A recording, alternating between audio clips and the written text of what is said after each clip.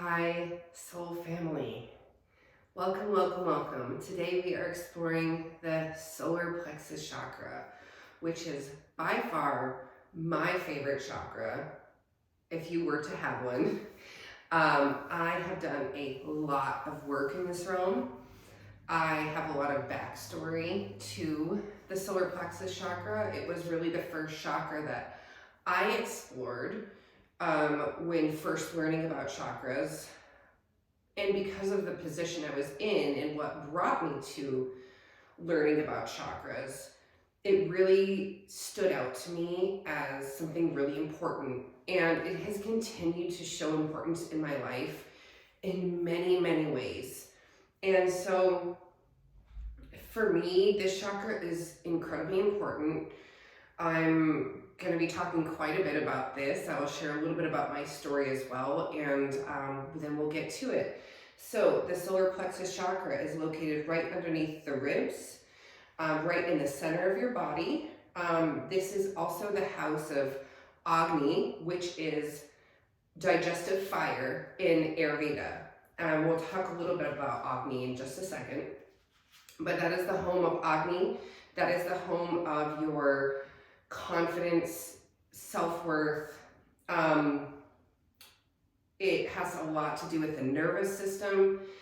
And so we're going to be talking, just like we do every week, about our mudra, our mantra, what it looks like to have a balanced solar plexus chakra, what it looks like to be unbalanced, and what we can do to balance it out. So a little bit about me. There was a point in my life right after Santino was born, so I was a new mom, dealing with some health issues. When he was 2.5 months old, I ended up in the hospital, very sick. My pancreas almost burst, and they kept me there for a week, did a lot of tests, and diagnosed me ulcerative colitis, which is a colon disease, uncurable. And so I spent years on different medications, seeking ways to help my body cope with this newfound disease, right? Disease. And during this point in time, I was very much struggling with knowing myself as a new wife, as a new mom, unemployed. And granted, that was by choice, but I've always been very much in my independence. And so it was a lot on me to not be working, to be having a new baby, be dealing with digestive issues, getting this new diagnosis, and just not really knowing who I was at the moment. And now looking back at it, all of that had to do with my solar plexus chakra, but it took me years and a lot more pain to realize what chakras were, how to balance them, how important the solar plexus was. And so after my diagnosis, I spent years bouncing between steroids and different medications, trying to figure out how nutrition played into this, because doctors told me that nutrition didn't matter, which I knew better than that. As someone who was in the food industry as a chef, I knew that food played a huge role in who we are as people and how we move in the world. And so I kind of went on my own self-advocation journey. And by the time my youngest was born, so years later, and I had a very high-risk pregnancy with her because I was on steroids almost throughout the entire pregnancy. She was born 6 weeks early, spent a week in the NICU, and that was kind of the last straw for me. At this time, I had started to do some spiritual work because like I said, I felt very lost. I really didn't know who I was or what my purpose was in this world. And I needed that to change because I wasn't able to respond or move well with the people in my life or with myself. And so it put a huge strain on how I functioned in the world and how I showed up in the world. So as the years go by, Soraya is born. She was a pandemic baby. So right at that time in 2020, when the world was shut down, that really was a huge catalyst for my passion in health, in holistic wellness, in spiritual wellness, how nutrition affected us. It sent me down a rabbit hole of, I don't want to say anti-anything, but really opened my eyes to what we can do holistically on our own to heal ourselves and our family. So this was about the time of one of my biggest spiritual awakenings, when I had already started diving into yoga and spirituality. I did yoga all the way through until my water broke at 33 weeks. And is when my water broke. And so I was doing yoga all the way through then, and practicing going to sound baths and kind of dabbling in that area. And it wasn't really, honestly, until I made a decision to get off of medication where things really took a turn for me.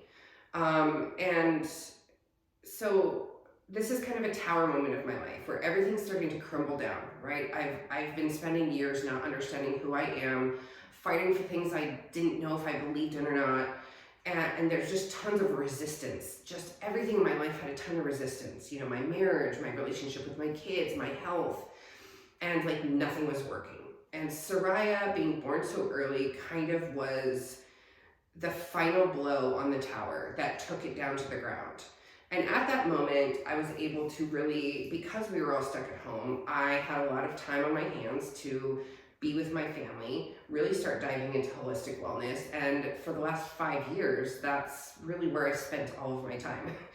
And so once I learned about the solar plexus and how important it is to us as humans, I should actually say as how important it is for our souls, because our human existence can expand and contract regardless of if we're in spirituality.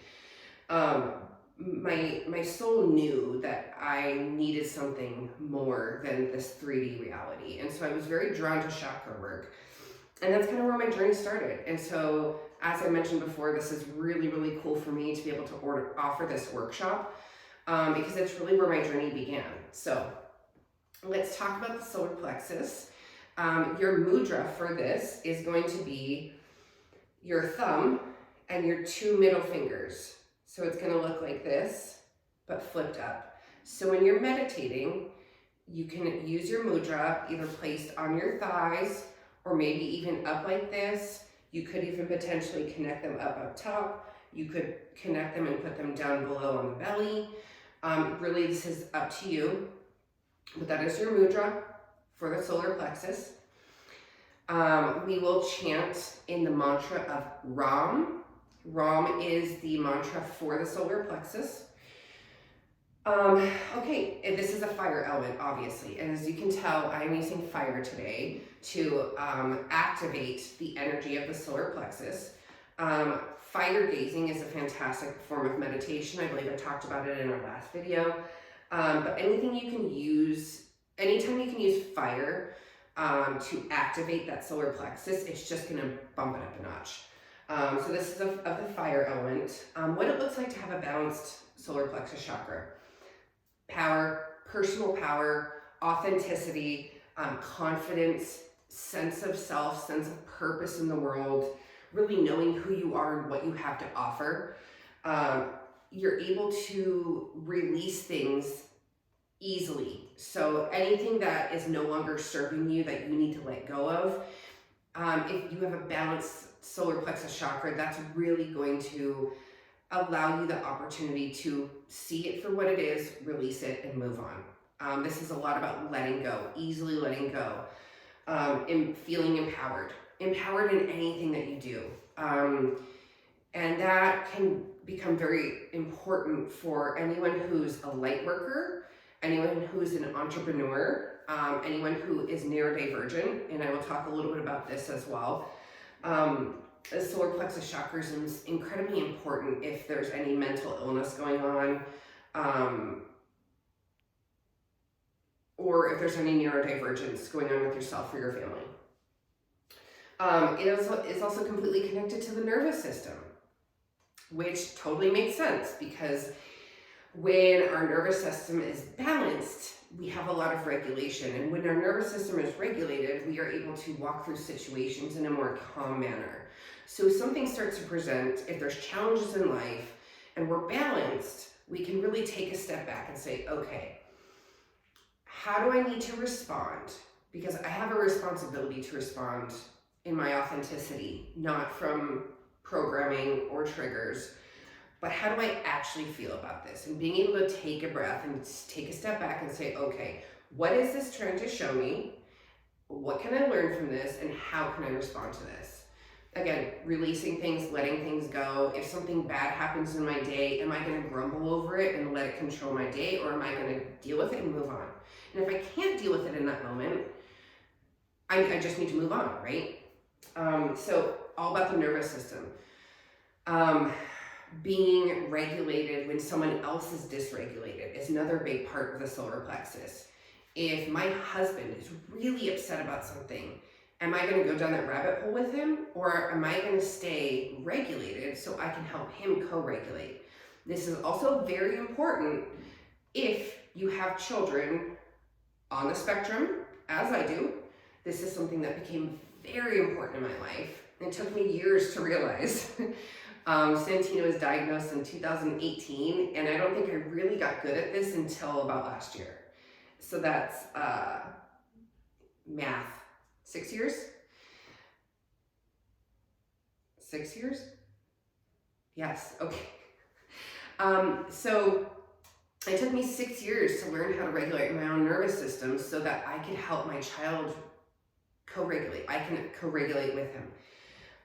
It's also taken me 2 other kids that are also on the spectrum. So imagine how much work that took, right? So having a regulated nervous system is not only important for how you respond, but also how your body responds physically. So like I had mentioned, this is the home of the digestive fire, which is Agni in Ayurveda. Agni is the god of fire. Fire element, he's the god of fire. So Agni and your solar plexus chakra is of one, right? So if you don't know anything about Ayurveda, that's okay, you don't need to. Other than, we talked about last week, the sacral chakra being kind of like your prana, your life force. This is your digestive fire, and really those 2 things are very highly connected. They are of one. Our whole system is of one, right? We're training on the different chakras, but at the end of the day, your chakra system is all of one. We're all consciousness, we're all oneness, right? So thinking about how this all interconnects and realizing that it is truly all one big, they're all just little pieces of the same puzzle, right? So Agni is the the god of fire, and he is the deity of the Hindu religion of fire. And so he is worshipped in the sense of helping bring life force, prana, to the body, to the collective. And so we want to honor that. You can use Agni anytime you want during your meditations, anytime that you are praying. You can certainly use Agni. Go ahead, go research it, look it up. Use him to your advantage to guide you and support you through your teachings, okay? So an unbalanced solar plexus, low self-esteem, low self-worth, not feeling worthy, not feeling good enough, not feeling like you fit in, aggressiveness, anger, defensiveness, feeling like you need to defend yourself all the time, being overly aggressive, angry, hate, being spiteful, resentful, all those things come from that same fire element. So if we're not balancing our fire, that additional fire is going to get too high, right? Kind of like this fire right here, it's a little bit high. So we want to keep that fire element within a certain sphere. So let's think about that. Let's think about a sphere right at our solar plexus, and it's right here, right? And it's beautiful, and it's exactly where it needs to be. But if it gets too big, and it's going to start working its way up into our heart. And what's going to happen if the fire gets to our heart? Hate, fear, resentment, hostility, all those things. Lack of courage, not being able to speak up for yourself, So we want to be able to advocate for ourselves from a place of authenticity, not necessarily anger or ego, but really from a place of authenticity. Like, no, this is actually what I need for my best, for my highest purpose. Or not being able to speak up, expressing ourselves. I think that expressing ourselves and our throat chakra is really, really well connected with the solar plexus, which is why I have the throat chakra bowl out as well. And then I've got the heart one right here. So we're going to be focusing on solar plexus, heart, throat, because really I think all of these really need to activate each other in order to be fully embodied. Seeking approval, seeking outside validation, whether that be from friends and family, from your boss, from your spouse, from social media, feeling like, oh, I don't really know if this is the right choice. I don't know if I should do this. Let me go ask a million other people and see what they think I should do. Or do they like me? You know, maybe one of my kids at school doesn't feel like the other kids like them. And so they're seeking their approval. When in reality, no one can truly like you if they don't know who you are, right? So it's incredibly important that we stand on our authenticity, because when we're in relationships, if we present ourselves as a different person, let's say as an avatar, if we present our avatar to the world or in this specific relationship, we're not really going to be able to have an authentic relationship, because the person we show them isn't truly who we are. And I have experienced that personally myself. When I met my husband, I was seeking approval and I was seeking validation, and I showed certain aspects of myself more loosely or flirtatiously in a way to be more appeasing to him.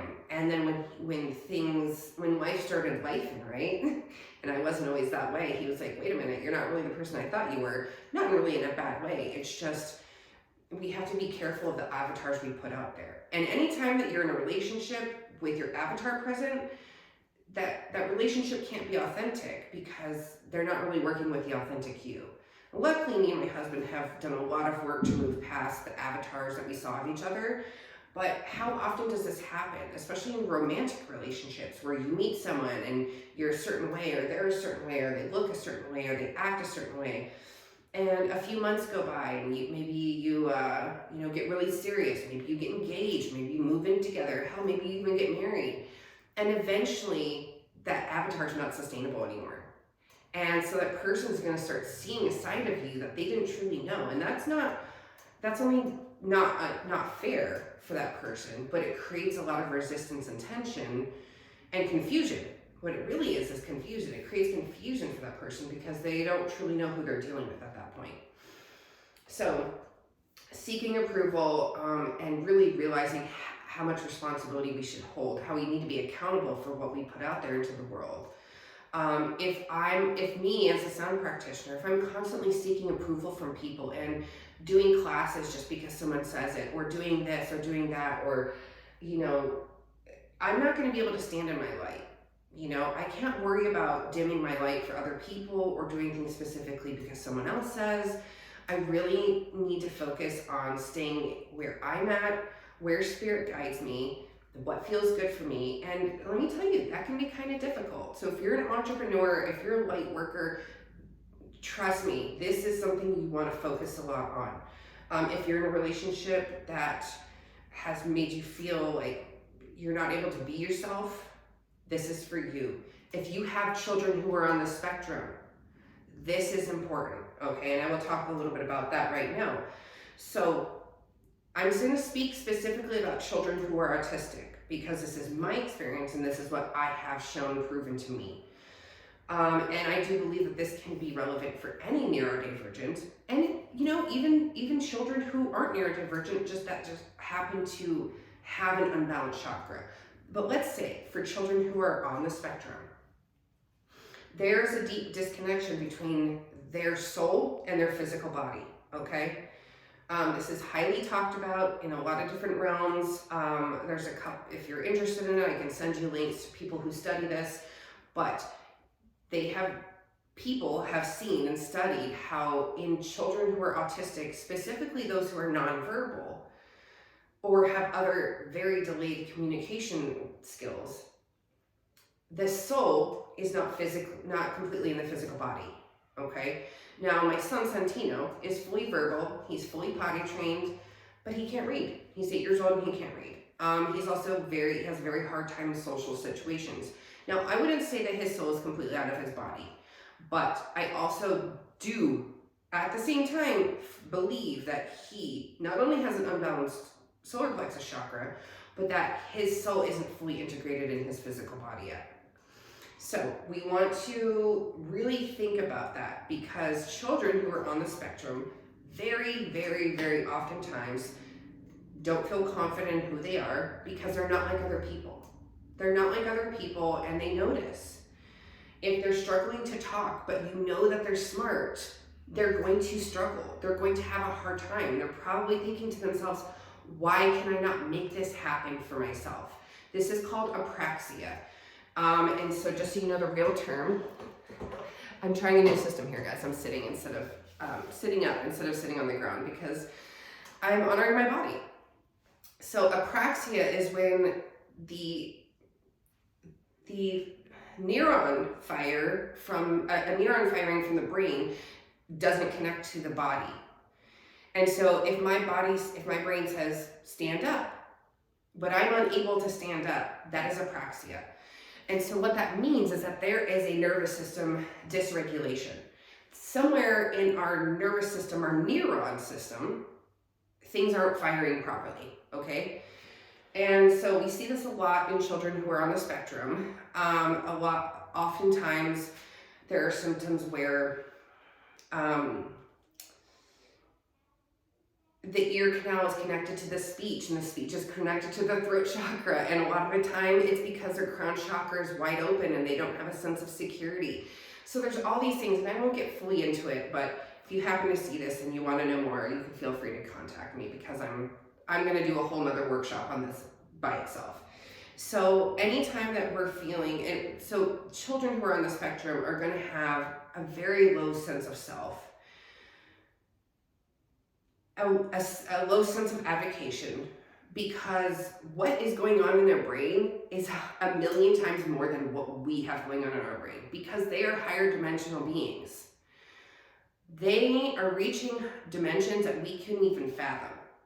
And so while it seems like they might be out in the stars, it's because they are out in the stars. And they're having a really hard time grounding down into this physical plane. So the best way that we can help them is by helping them balance their solar plexus chakra, also the root chakra, very important. So keep that in mind.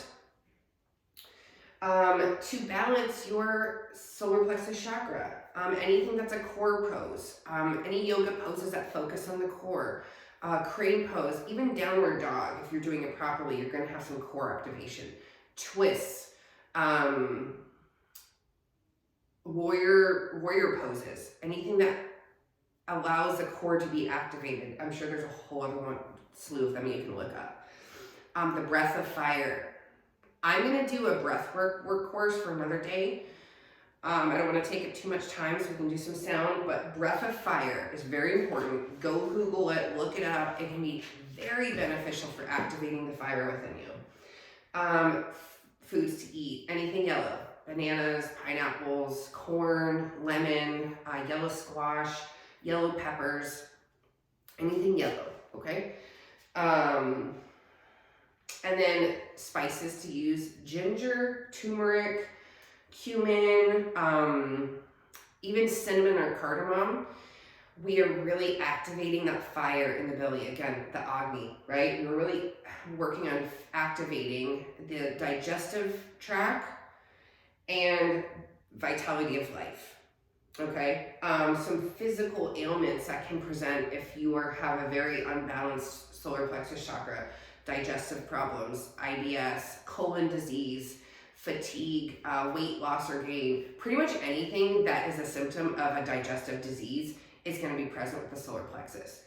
And so I find it very interesting that since I've been doing work on myself in my Ayurveda, in my spiritual practice, my disease has been in remission for years. I have been off of medication and symptom-free for years. It's like I don't even have a colon disease anymore, which is so funny. And if you think about it, my chakra is balanced. So I no longer am in dis-ease. I am in ease. So I no longer have a disease. So let's get to it. I want you to find a comfortable spot, whether that be sitting, lying down. We're going to take a few deep breaths. Take your mudra, place it somewhere on the body, and just breathe.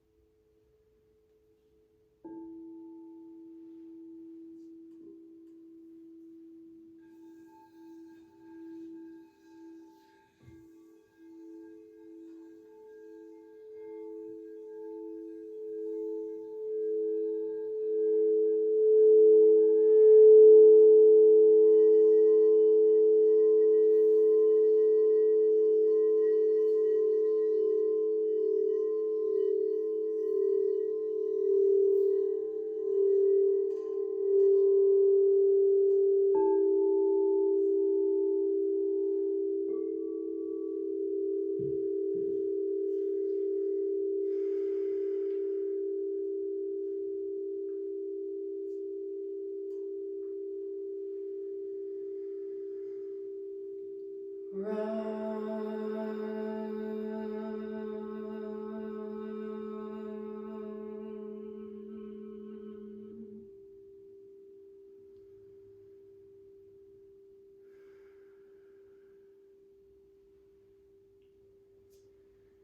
your way back to this consciousness. Tap into your senses.